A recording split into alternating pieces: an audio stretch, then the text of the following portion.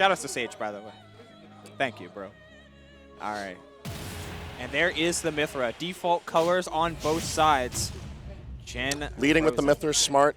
It's a very typical start, but it's one you especially want here because given that Frozen does know how to properly SDI Nair, do not be surprised to see good SDI out of Nair and then Foresight to completely escape it. At early percentages, Nair is a bit of a liability to Jen. So, very true. I want to point out that Frozen dropped Palutena, or at least moved away from Palutena very far because they didn't have the advantage state that they wanted in Palu. Jen plays a lot of hard call-out neutral, covers a lot of options all at once, and is more willing to retreat to that while playing a firm ledge game as we see right now. While Frozen, finding those hits, we may see them take it for a ride. I think it really is the matter of, like, Frozen, she's a great player who had that Palu. Great player with good character.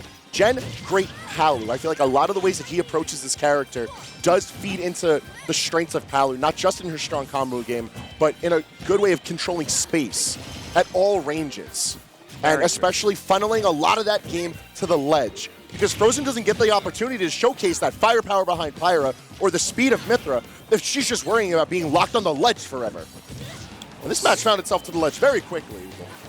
And I feel like it's going to keep doing so because you really need to limit the space when you're playing against Pyra and Mythra. Both of them cover so much. Pyra with the range, Mythra with the speed. So if you're able to cut down options just by going into a position that is more favorable and more friendly to that kind of game plan. Jen was so smart knowing that Palu was going to jump on the ledge like that. Just go for your quickest option. Knows going for the gentleman will net the kill.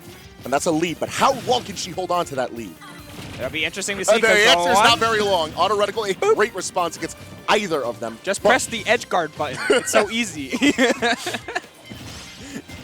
Oh, and I mean, we got some nairs. We got them going up though. Yeah, very good reaction from Jen, taking advantage of the fact that he's got a PS2 plat to play with. But even better DI on Frozen's part, not letting Jen convert it into up airs. It is going to be an incredibly solid trap. Once again, taking Frozen's jump, forcing out the side B from Mythra, and punishing it accordingly. Because that's the one move that you can punish on reaction. Crazy how they nerfed that move, too. The universally accepted, like, bad move got a little worse. That's fine. It's okay. Those were the nerfs that she needed. Smile. Yeah. Hey, the F smash nerf kind of matters. It helps. Right idea. I can respect the right idea, and I can respect that for sure. Almost finding the air dodge, which you have that extra frame, but it was one too slow for Jen.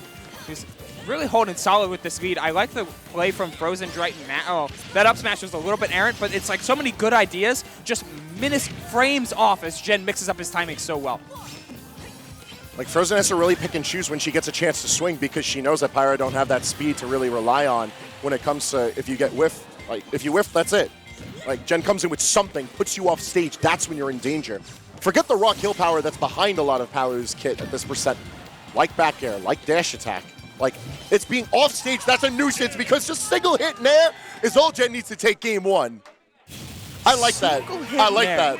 That was so good. I'm a big fan of the toxic shit like that. Single hit, multi-hits in this game. Hilarious. Hilarious!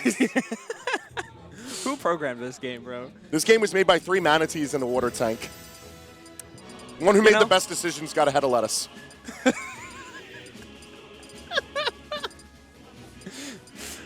That's a new one. That's a new one.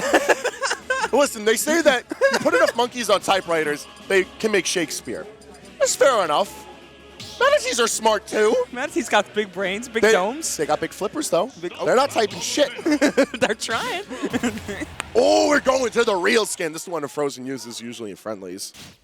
Is it the? That's the real Aegis. Oh yeah. That's the Ryuko, the Kill shout-outs, I suppose.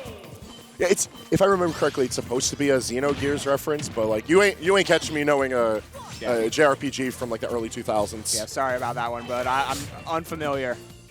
Regardless, it looks cool, and that's usually all Frozen needs. Now, hopefully that alongside Smashville is enough for her to bring us to yet another Game 3. Yeah, but it's so hard to play against Palutena in so many different stages because just while Palutena has been nerfed multiple times, and I mean multiple times, she always kept what made her so strong. Solid spacing tools, amazing speed, coverage, and reactionary punishes. On top of a couple 50-50s and frame traps, you got yourself a character that is bound to be good regardless of what you do to her. Yeah, excellent timing. Nailing the photon edge. It's just an unfortunate situation to catch yourself in. One thing that Jen has been doing a very good job with is making sure that he doesn't have to worry about the play on stage, because when you're on stage... Not again! Yo, you didn't have to! You didn't have to! That was so unnecessary! He's out here to make a statement. Jen is here to play. He went to Fireside, got 4th, and said, all right, not happening tonight. Bro ain't just here to play. Bro's here to win. Oh, my Lord. Jen is holding on, and it's like the speed of Mythra just is such a non-factor when Jen plays this ledge so expertly. He's found combos off the ledge into 40, and he's found multiple stocks like it's nothing, because Frozen would just get a little bit overzealous, and she'd find herself falling for it. Like, you're bringing up the history of Palutena as far as her nerfs are concerned, and a lot of, like, the big plays there. First of all, excellent down air from Frozen. She's still in this one. But a lot of those nerfs have to do with her shield pressure, the way that Palu's able to really threaten you on stage.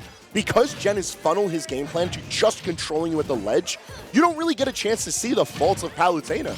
You just see really good reactions and good use of tools in their prime.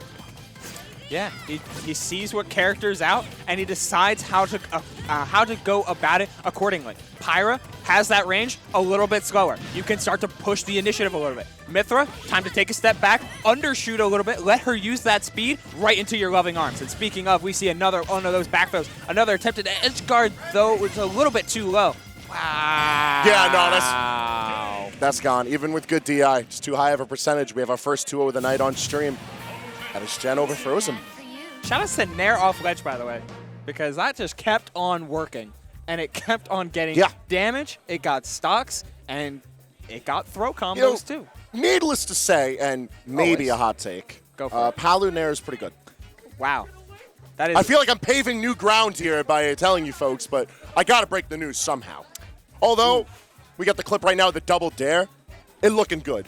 Palutena Dare, I feel like it's one move that's been like kind of slept on. Like, if there's anything that this character can do that is just not off of the like instant flowchart and not off of like just stuff you can pick up and understand very quickly, it's the utilization of Dare. Because not only is it an effective spike, it also makes good use out of shield and good use both in midair and at ledge trapping situations. She's so good at covering 2 frames and covering ledge with down tilt and with up smash. But when you go off stage and are able to mix up when you're going to go deep with fairs, bears, and nairs, and mix up with double jump dares, all of that adds to the expertise. I feel like the reason the move does get slept on is because it's a relatively small hitbox and it's only active for 1 frame. When you consider that Palutena was played for the most part because she was a good character, people didn't really take the time to get good with her so much as just execute their own skill level with Palu as the canvas. Right. I think it makes sense. But again, as we saw in that set, it's not just that Jen is a good player. Because he's good. I'm not telling you anything now. It's that he's also a good Palutena player. He knows what to get away with that character, and that's why he's able to play her the way that he does. Yeah, it's just, it feels like Jen, after taking a year-long break, like we didn't see him much over quarantine, but he slipped right back into that shoes, found his footing, took a little bit, but now, pretty much, like every time I watch him. Hey, listen, if people didn't know that he's back, here's a good way to be reminded. We'll see how well he climbs through the rest of the bracket. It's crazy. As, oh my God, speaking of who's back to Fusion for the first time in a whole lot. I know that guy. That's Mr. Tweak. I talk to him about Pokemon cards sometimes. Nice. He's a Pokemon fiend. I see him shiny hunting at like 4 a.m. and like, bro. I heard he's got a podcast too. Yeah. Shout outs to New Jersey talent, like starting a podcast. Very nice. It's a fire podcast. Like on Spotify, listen to that on the train. It's pretty good vibes. Shout out to he's got to fight